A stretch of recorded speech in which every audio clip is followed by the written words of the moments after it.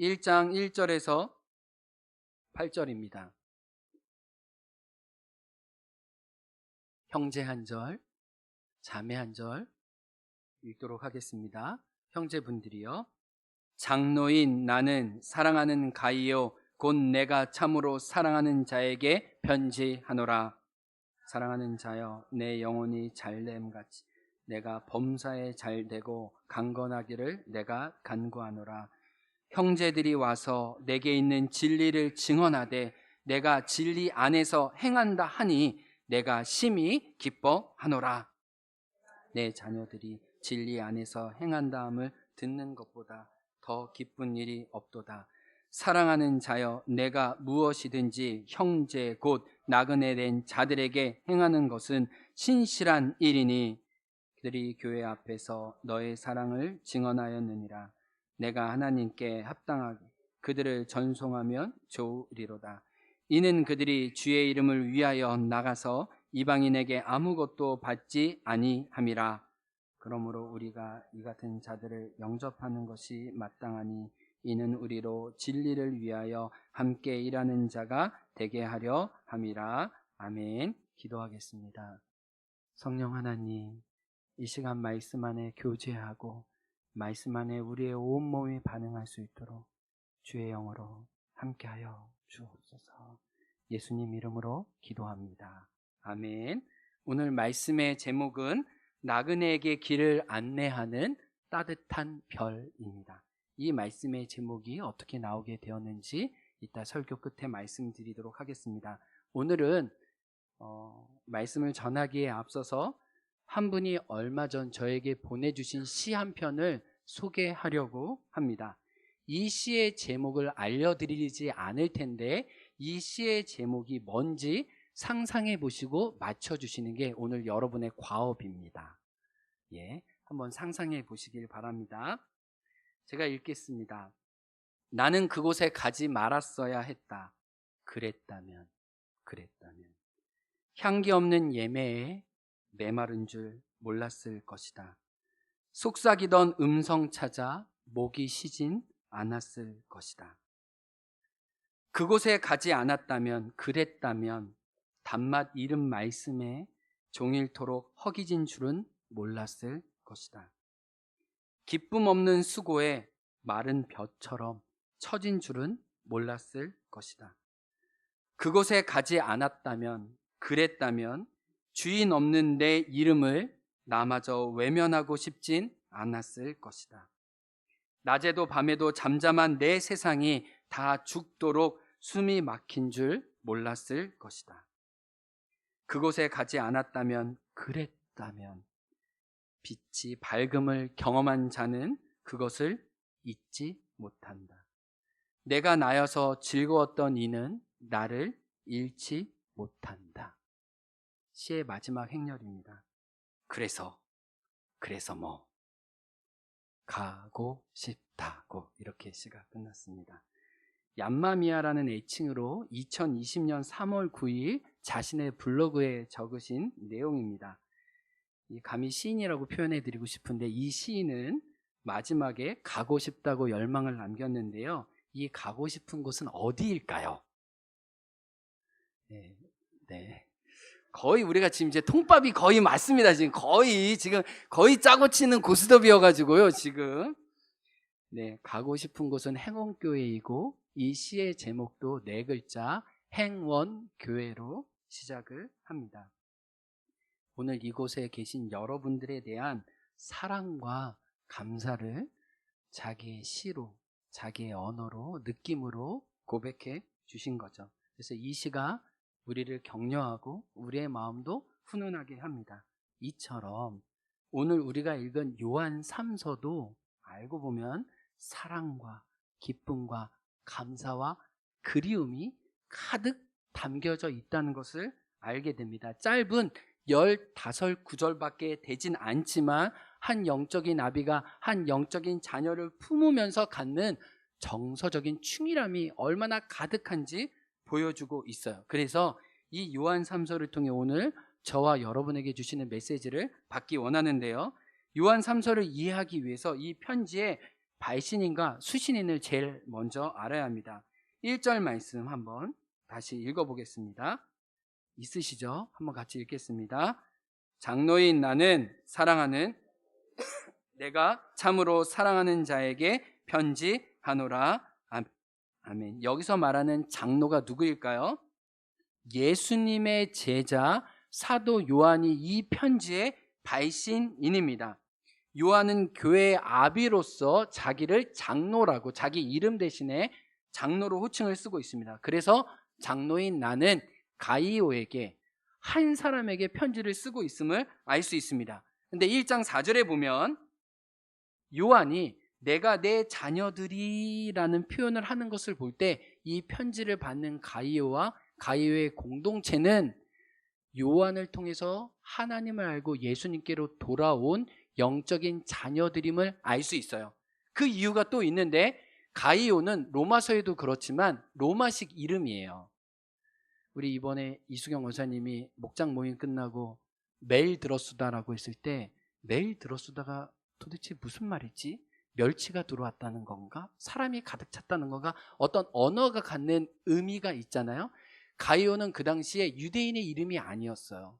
로마식 이름이었어요. 그러므로 가이오가 오늘 이 편지를 받는다는 것은 사도 요한을 통해 복음을 받고 교회 리더가 되어서 기쁨의 교제를 나누는 사이인 것을 오늘 말씀은 알려줘요. 그런데 이 자녀에 대한 요한의 마음이 오늘 물씬 나와 있습니다. 성경을 가지고 계신 분들은 이 한번 본문을 따라가 보세요. 사랑하는 자라는 표현이 5번에 나옵니다. 이 15구절 중에 5번이나 가이오를 사랑한다라고 외치고 있어요. 1절에만 2번 사랑하는 가이오, 사랑하는 자요라고 나옵니다. 그리고 2절에도 한 번, 5절에도 한 번, 11절에도 이제 가이오라는 이름을 쓰지 않고 가이오 대신에 뭐라고 얘기하냐면 사랑하는 자요라고 하면서 얼마나 요한이 그 가이오를 사랑하고 애정 깊게 여기는지를 그의 마음을 절절하게 호칭을 통해서 표현하고 있어요. 그뿐만 아니에요. 또 사랑한다는 표현 못지않게 기뻐한다라는 표현이 2절 나옵니다. 3절에 보십시오. 내가 너를 심히 기뻐한다 가이오. 그 다음에 이 또 뭐라고 얘기하냐면 4절에 더 기쁜 일이 없다라고 이야기하면서 이 기쁨의 표현이 최상급이에요. 내가 너를 생각할 때, 내가 너를 가슴에 담을 때 나의 기쁨이 말할 수 없다, 넘치고 있다라고 이야기를 하는 거죠. 그렇게 이 사랑과 기쁨이 있었기에 요한은 가이오를 너무나 만나고 싶어해요. 어떤 이유인지 몰라도 둘은 지금 물리적으로 떨어져 있습니다. 그래서 14절에 어떻게 얘기해요? 성경 있으신 분들 보세요. 속히 보기를 바라노니, 읽어볼까요? 또한 우리가 대면하여 말하리라. 가이오를 너무나 사랑하고 기뻐하고 보고 싶은 그리운 마음이 이 짧은 구절에 가득 담아 있는 거죠. 왜 그렇게 사도 요한이 가이오를 사랑하고 보고 싶어 했을까요? 그 가이오의 진정성이 있었기 때문이에요. 오늘 본문에 보면 가이오의 진정성이 나오는데요. 첫 번째는 가이오는 진리를 몸으로 살아드리고 있었어요. 따라해 보겠습니다. 진리를 몸으로 살아드렸다. 3절에 보면요, 무엇이라고 얘기하냐면 너와 함께 있었던 형제들이 나에게 와서 너의 소식을 전해줬는데 내게 있는 진리를 증언했다라는 거예요. 이거는 목격했다는 얘기입니다. 증인으로 함께 섰다는 얘기예요. 또 4절에 이런 표현이 다시 나와요. 진리 안에서 행한다는 것을 내가 들었다라고 이야기합니다. 가이오는 하나님의 말씀을 다만 지적으로 동의한 것을 넘어서 그의 몸과 인격 속에 품어내고 있었다는 것을 알게 돼요. 우리가 봉숭아 물을 드리면 그 봉숭아 물을 손톱과 분리할 수 없듯이 가이오는 진리의 말씀을 받고 온몸으로 살아내려고 힘썼던 사람으로 여러 사람의 증거를 받고 기뻐하는 마음을 요한에게까지도 주었다는 것을 알게 돼요. 이뿐만 아니에요. 진리를 몸으로 살 뿐만 아니라 행함으로 자기의 믿음을 증명한 사람이 가이오였어요. 6절에 보세요. 요한은 뭐라고 얘기하냐면 내가 하나님께 합당히 행했다라고 얘기해요. 5절에서는 또 뭐라고 얘기하냐면 형제 곧 나그네에게 행한 일을 너의 교회도 알고 나도 안다. 행했다는 표현이 또 나옵니다. 8절에서는 진리를 위하여 함께 일하는 자로 내가 증명되었다. 여러분, 가이오 표현에 다 뭐가 나와요? 사랑하는 가이오, 내가 기뻐하는 가이오, 너의 진정성은 너의 믿음을 너의 행함으로 사람들에게 보여주었구나. 그의 믿음이 행함으로 드러났다는 것을 오늘 본문은 보여줍니다.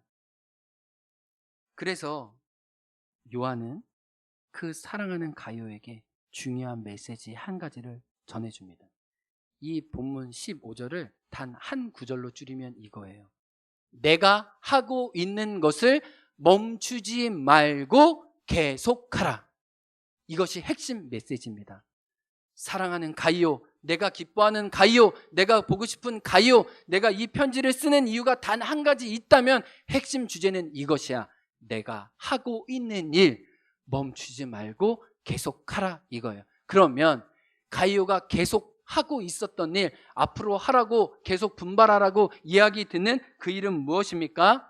그것은 낯선 일을 맞이하는 환대와 손대접과 그의 친절한 삶에 있었다는 거예요.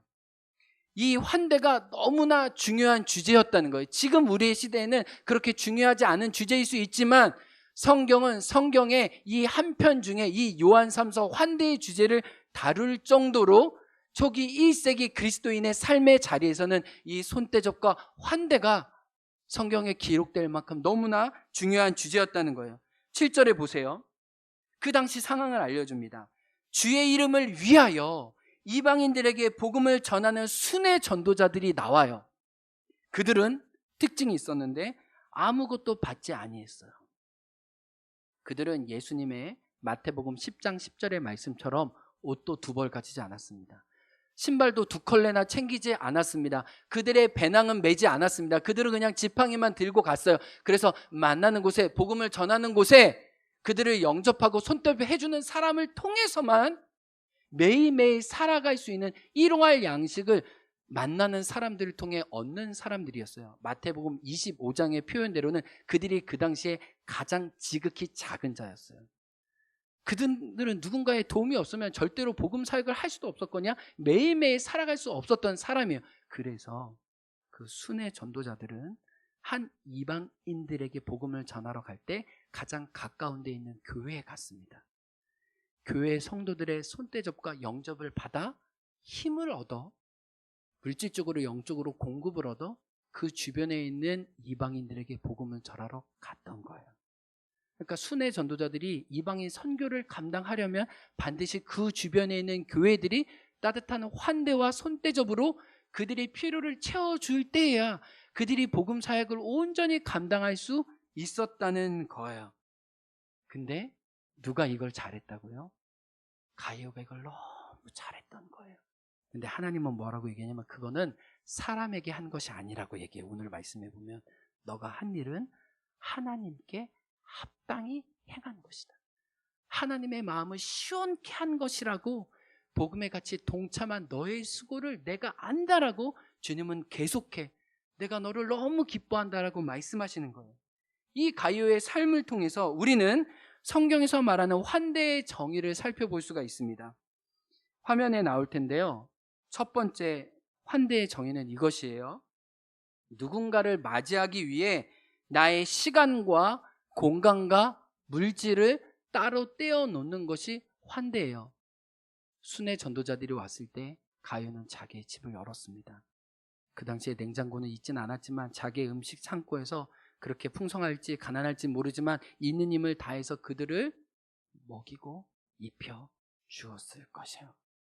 자기의 집을 열었습니다. 물질을 뗐습니다. 이것이 첫 번째 환대의 중요한 요소예요. 그런데 그것만 있지는 않은 것 같아요. 오늘 사람들이 와서 가이오에 대한 너무 뜨거운 마음을 전달하는 것을 보면 두 번째, 가이오는 한 사람이 머물 수 있는 마음의 보금자리를 그 사람에게 열어주었던 것 같아요. 그래서 마음과 마음이 복음 안에 연결되었던 거죠. 그리고 세 번째는 한 사람을 사랑하기 위한 방법을 배우고 실천해 가는 것이 환대라는 거예요. 한번 1, 2, 3번 읽어볼까요? 환대의 정의는 뭐예요? 1번 시작.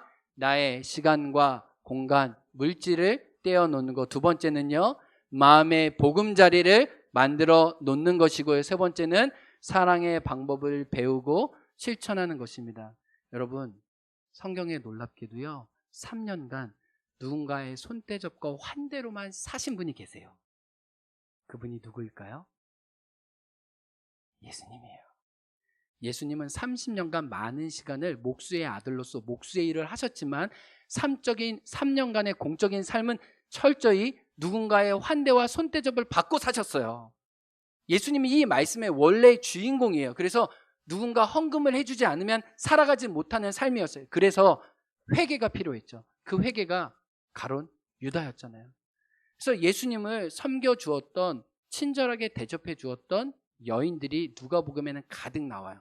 그 여인들이 예수님을 따라다녔던 거예요. 그래서 예수님의 순회 전도 사역이 가능했던 거예요. 그런데 그 중에 누가복음에 보면 두 여인이 나옵니다. 마자로 시작하는데요. 누구와 누구일까요? 마르다, 마리아입니다. 이 여인은요, 아까 환대의 정의 1, 2, 3번 다시 보여주실래요? 이렇게 예수님을 환대했어요. 한번 보여드릴게요. 마르다와 마리아는 자기의 집에 예수님과 예수님의 제자들을 맞이해서 초대했습니다. 그래서 자기의 음식과 자기의 식탁에 예수님을 앉혔죠. 그리고 먹이고 있어요. 이게 제일 환대의 첫 번째 중요한 요소입니다. 왜요? 배고프니까요. 먼저 육신을 달래줘야 해요. 육신의 필요를 채워줘야 돼요. 예수님에게 먼저 필요한 것을 공급하려고 했습니다. 그런데 마르다가 잊고 있었던 게 있었어요. 너무 예수님의 제자들이 한꺼번에 오다 보니까 그 당시엔 불도 없고 뭐 부엌도 작았을 거 아니에요. 그러니까 얼마나 바빴겠어요. 그 사람들을 대접하느라고. 그래서 무엇까지 잃어버렸어요? 예수님의 말씀을 듣는, 예수님의 마음을 알아들으려고 하는 듣는 귀를 상실했죠. 그래서 예수님은 뭐라고 얘기해요? 내가 너에게 좋은 것을 알려주겠는데 많은 것 하지 말고 한 가지만 해라. 지금 나에게 필요한 건 너의 마음을 나에게 주는 건데, 지금 나를 사랑하는 방식은 먹는 것보다 내가 얼마 있지 않으면 십자가에서 죽으니 나의 십자가의 죽음을 알아달라. 그 말에 귀를 기울여 달라고 한 거죠. 그래서 마르다의 동생 마리아는 조금 후에 자기의 옥합을 깨트려 주님의 장례를 미리 준비할 수 있었던 거예요. 환대는 세 가지예요. 물질과 공간을 내어주고, 마음을 내어주고, 지금 내 앞에 있는 대상이 무엇을 진짜로 원하고 찾는지 그 방법을 배워가고 실천하는 것이 환대라는 거예요. 그런데 오늘 본문에 보면 가이오는 이 사랑의 실천이 날로 깊어져 갔어요. 5절에 보면요, 나그네에게 행하는 것이라는 표현이 나오는데 감동인 것은 행한다라는 표현이 현재 진행형이에요. 이 말은 무슨 말이에요? 이전부터 지금까지 계속하고 있다는 거예요. 다른 말로 하면 환대가 굉장히 깊어지고 있다는 거예요. 처음에는 그가 좋아하는 것을 주었지만 나중에는 그를 사랑하는 방식을 더 귀를 기울이고 그 필요에 더 민감하게 섬세하게 응답했다는 거예요. 그는 믿음에서도 자라고 진리에서도 자랐지만 누군가를 환대하는 환대의 삶에 있어서도 더 깊이 자라갔다는 것을 오늘 본문은 보여줘요. 또 행한다라는 얘기는요, 너무 쉽게 표현됐지만 실제로는 노동하고 종사한다는 얘기예요. 이것은 노예가 주인을 섬길 때 표현하는 말이에요. 그러면 나그네가 올 때마다 가이오는 어느 자리로 내려갔다는 얘기예요? 노예의 자리로 내려가서 몸의 시중을 들었다는 거예요. 환대와 손대접은 너무 화려하고 존귀한 단어지만 그 환대와 손대접을 만들어내는 일상의 수고는 때로는 몸이 부서질 만큼 힘들 수 있다는 것을 이 단어는 알려줘요. 그리고 8절에 보면요, 가이오는 함께 일한다 라는 표현이 있는데요, 이 표현이 굉장히 재밌어요. 무거운 짐을 함께 들어주기 위해 자기의 어깨를 내어준다는 거예요. 이게 무슨 말일까요? 나그네와 손님이 오면 그 인생의 무거운 짐을 잠시지만 자기가 함께 들기 위해 자기의 어깨와 마음을 내어줬다는 거예요. 근데 하나님은 이걸 너무 귀하게 보신 거예요. 제가 이 말씀을 연구하고 묵상하면서 특별히 제주도에 사는 저와 여러분, 많은 나그네와 손님을 맞는 저희들에게 이 요한 3서가 너무나 잘 해석되지 않을까. 1년에 한 번도 손님을 맞지 못하는 도시 속에, 아니 자기 개인주의적인 삶을 사시는 분들에게는 이 요한 3서의 메시지가 그렇게 울림이 되지 않을 텐데, 지금 이곳에서 매주 흔하도록 많은 나그네를 맞는 우리에게는 우리가 어떤 정신과 모습으로 살아야 하는지 이 본문은 우리에게 말씀하고 있다는 거예요. 그래서 오늘 우리는 이 환대와 손대접의 영성을 어떻게 우리 삶에 적용해 볼 수 있을지 이제 적용으로 여러분과 함께 말씀을 나누려고 해요. 먼저 외지에서 오신 분들, 아직 행원교회 가족이 아니라 손님으로 계신 분들에게 말씀을 드려야 될 것 같아요. 여러분은 타문화에 오셨기 때문에 호기심 어린 마음과 배우려는 마음으로, 이해하려는 마음으로 이곳에 와주셔야 해요. 내가 손님이기 때문에 마땅한 대접을 받고 마땅한 섬김을 받아야 하는 것이 아니라는 인식이 중요합니다. 이곳의 교회의 가치와 이곳의 문화와 성도님들의 언어와 삶의 자리를 이해하려고 애쓰셔야 해요. 우리가 그래야 진실한 친구가 될 수 있고 열린 마음이 성도의 교제를 만들어 냈습니다. 나와 다른 부분과 다양한 부분들을 받아들이면서 오히려 나의 믿음의 경지가 풍성하게 될 수 있다는 마음을 가지셔야 돼요. 그리고 교회를 지켜오시고 세워오신 분들에 대한 존경과 존귀한 마음을 가져주십시오. 만약 여러분이 여기에 계신 분들을 보신다면, 성도님들의 삶의 자리를 아신다면 이 교회가 여기까지 오기까지 얼마나 수많은 믿음의 사람들의 헌신이 지금까지 이어졌는지를 알게 될 거예요. 이 마음이라면 우리는 성도의 교제로 잠시지만 믿음의 교제를 이곳에서 나눌 수 있을 거예요. 그런데 이 말씀은 이미 이곳에서 살고 있는 저와 여러분에게 해주시는 말씀이 큽니다. 첫 번째 적용은 이것이에요. 저와 여러분이 하나님을 보여주는 거울이라는 거예요. 따라해 보겠습니다. 나는 하나님을 보여주는 거울이다. 옆에 있는 분들에게 감히 얘기하세요. 당신은, 진짜 보세요. 당신은 하나님을 보여주는 거울이십니다.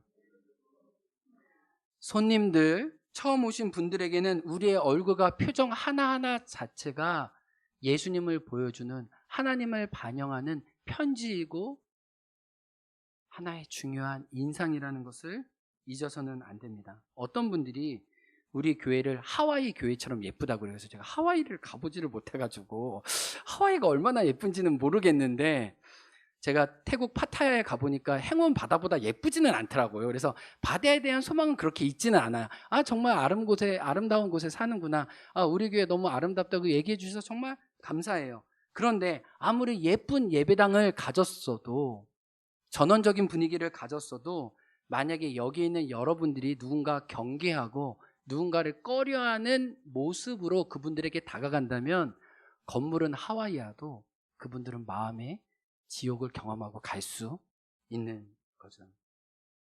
그래서 우리 사랑하는 성도님들, 익숙하지 않으실지라도 제가 여러분의 좋은 마음은 알지만 표현이 그렇게 잘 되지 않는다는 건 알고 있어요. 그래서 우리가 연습하고 힘쓰고 있습니다. 처음 오신 분들에게 교수스모서 잘하셨습니다. 그 한마디가 중요해요. 제가 이 말씀을 전하면서 참 죄송한 분이 있었는데, 이 정환영 집사님께 굉장히 죄송해졌어요. 제가 정환영 집사님 처음 만났을 때 목양실에 누가 손님 오기로 해가지고 제가 이렇게 빗질을 하고 있었거든요. 근데 빗질을 하면서 내려오는데 정환영 집사님이 이렇게 여기에 앉아 계시더라고요. 저기에. 그래서 어떻게 오셨어요? 라고 여쭤봤는데 바다향기 펜션 소개받고 여기 왔다는 거예요. 그래서 펜션에 하룻밤 머물다가 가시는 손님인 줄 알고, 여기 예배당이에요. 기도하시다 가면 됩니다 하고 미리 집사님이 주보는 하셨더라고요. 근데 저는 이제 해야 될 청소가 많으니까 막 이렇게 하는데, 한편으로는 그래도 대화라도 해보고 어떻게 오셨는지 물어보기라도 할 걸. 그냥 제가 지금 들은 정보는 펜션 소개받고 오셨다는 내용밖에 없었으니까. 그래서 막 청소를 하다가 마음이 불편해지고 이러면 안 되지 해가지고 음료수 한 잔을 준비했어요. 그리고 다시 갔습니다. 멀리 멀리 갔더니 이미 멀리 멀리 가셨어요. 그래서 내가 이분은 이제 다시 못 만나나 보다.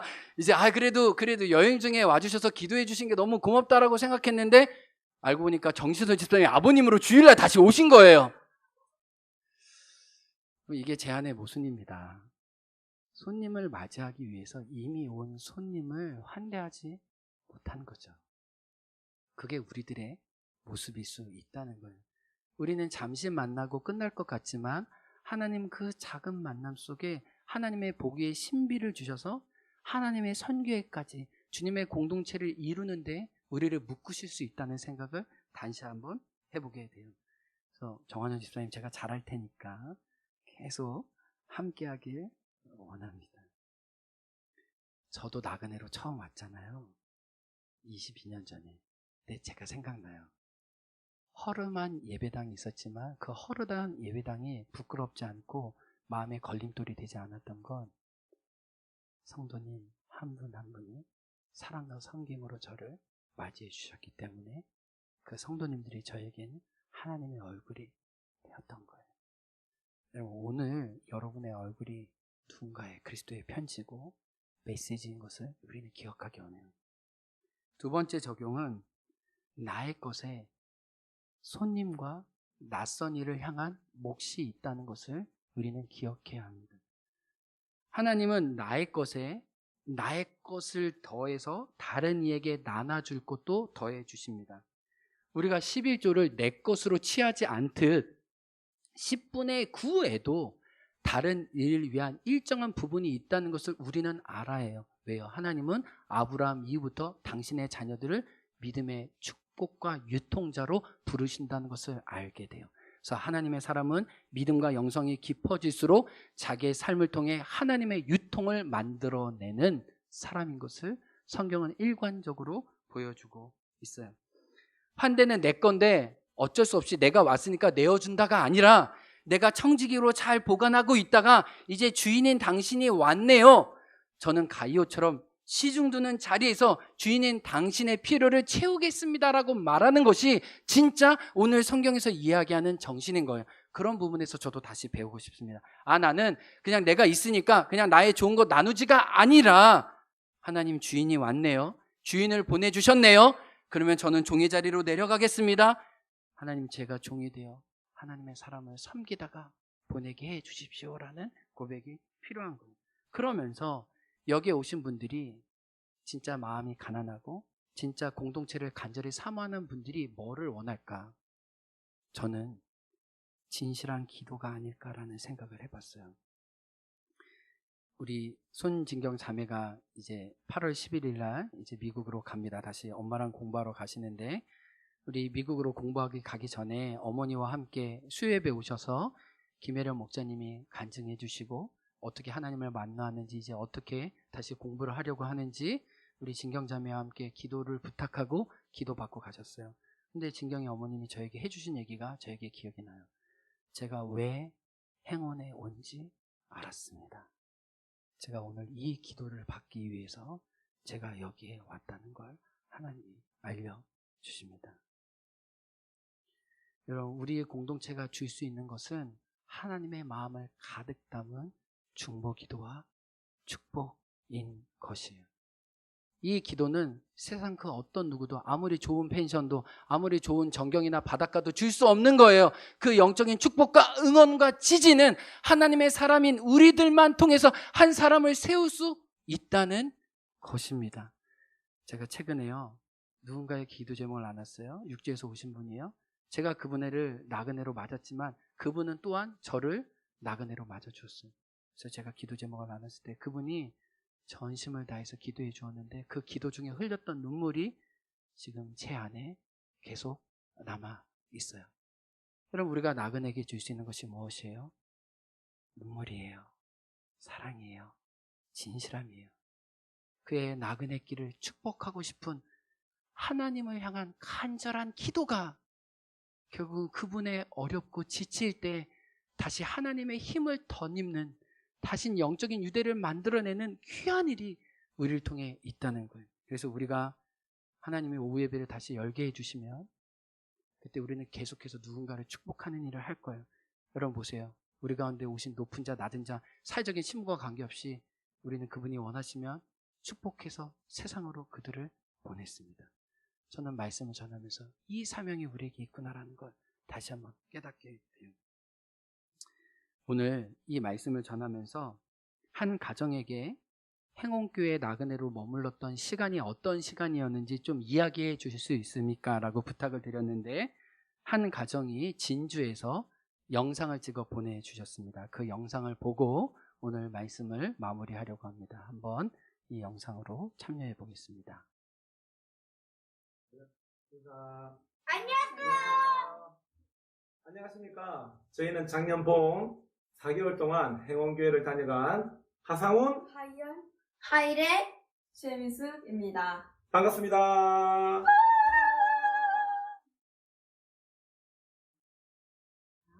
달란트 시장에서 뭐 맛있는 것도 먹고 교복 사진도 찍고 그랬습니다. 그래서 재밌었습니다. 예배를 한 기억과 팝콘을 먹었던 기억과 통풍이 놀았던 기억과 솜사탕을 먹었던 기억과 놀았던 기억이 나요. 교복? 그리고 사진을 찍었던 기억이 나요.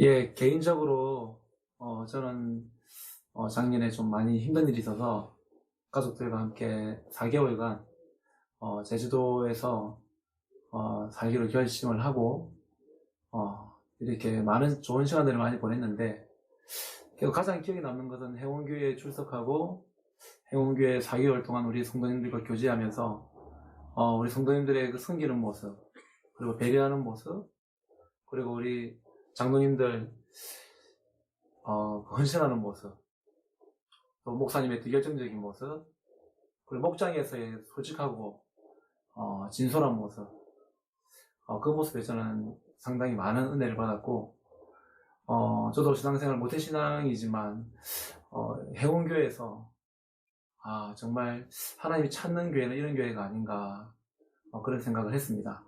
그래서 진주에서도 그렇게 살려고 노력을 많이 했는데 여전히 저는 행원교회가 그립고 다시 여러분들과 교제를 하고 싶은 그런 마음이 간절한 것 같습니다. 속히 뵙도록 하겠습니다. 행원교회에서 목사님, 사모님 그리고 성도님들이 저에게 너무 많은 사랑과 또 섬김을 베풀어 주셔서 거기에 있는 동안에는 내가 괜찮은 사람인가? 그런 생각이 들었습니다. 그래서 지금도 내가 힘들거나 제 자신이 좀 초라하게 느껴질 때 행원교회를 생각하면 다시 자신감도 생기고 마음이 꽉 차는 느낌이 듭니다. 그리고 어딘가에서 저희를 기억하고 저희 소식을 궁금해하는 사람이 있다는 생각만으로 더 잘 살고 싶다는 생각이 듭니다. 더 열심히 살고 더 예쁘게 살고 더 잘된 모습으로 다시 행원교회 가서 성도님들이 수고했어, 그동안 열심히 했어, 더 좋아졌어, 이런 말들을 듣고 싶은 마음이 듭니다. 행원교회 다시 만나요. 네, 저희도 손 흔들어 주겠습니다. 네. 우리 이한이 일의 고백을 들어보니까 예배라는 단어는 딱 하나 나왔고요. 먹는 거, 노는 거, 즐겼던 거, 어떤 정서적인 경험들이 굉장히 많이 나오는 것 같습니다. 그래서 우리가 복음을 받아들이기 전에 공동체를 이룰 때 이 정서적인 충실함들을 나누는 게 굉장히 귀한 거죠. 하상훈 집사님은 몸은 떠나 있지만 마음에 남는 흔적은 계속 남아 있답니다. 여러분의 섬김과 배려, 헌신을 잊지 않는다고 얘기합니다. 그래서 우리가 하나님이 찾으시는 교회 오늘 찬양 중에 처음 부른 것도 하상훈 집사님이 이곳을 묵상하시다가 이 마음을 담아서 노래로 만들어 주신 거죠. 최미숙 집사님은 4개월간 이곳에 머물면서 무엇보다 여러분과의 만남을 통해 자기 인식의 변화가 있으셨대요. 저는 이 변화가 우리 모두가 공동체를 통해 경험하고 싶은 경험일 거라고 생각합니다. 자신이 괜찮은 사람인 것을 알게 되는 것, 힘들거나 초라하게 자신이 느껴질 때 자신감을 얻을 수 있고 마음에 꽉 찬 느낌을 가질 수 있는 그 사람들을 만난 것, 그것이 바로 여러분이라고 이야기를 하는 거예요. 여러분 한번 주보 펼쳐주실래요? 모든 분들을 대표해서 행원교회 나그네로 손님으로 왔던 분들, 많은 분들을 대표해서 최미숙 집사님이 오늘 여러분들에게 하나님의 마음을 대신 전달해 주신 거라고 저는 생각합니다. 주보 안에 진주에서 온 편지를 제가 읽어드립니다. 항상 감사하고 있습니다. 그곳에서 받은 에너지는 떠난 지 몇 달이 지난 지금도 현재 진행형입니다.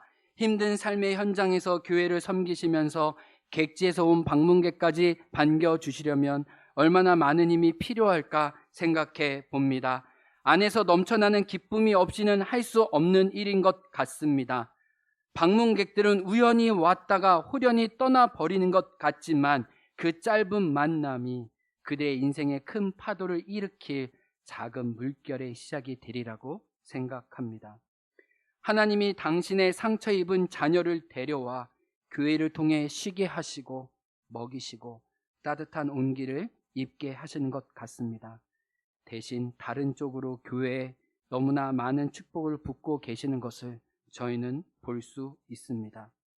제주 바닷가의 작은 교회지만 부디 앞으로도 지금처럼 나그네에게 길을 안내하는 따뜻한 별처럼 남아주시길 기도합니다. 목사님과 행원교회 모든 성도님들과 아이들까지 진심으로 축복합니다.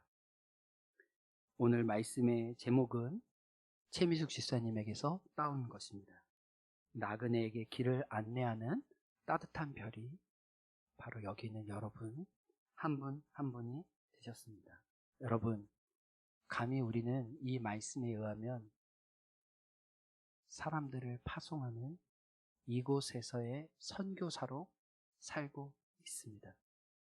우리가 선교의 현장에 나가진 않지만, 육지에 나가서 어떤 활동을 하는 것은 아니지만 하나님의 부르심의 자리에 나가려고 하는 분들이 이곳에 왔을 때 가이오처럼 그들을 환대하고 축복해서 하나님의 선교와 부르심의 자리에서 주님의 뜻대로 살 수 있도록 독려하는 교회로, 그 디딤돌로 하나님은 오늘도 저와 여러분을 사용하고 계십니다.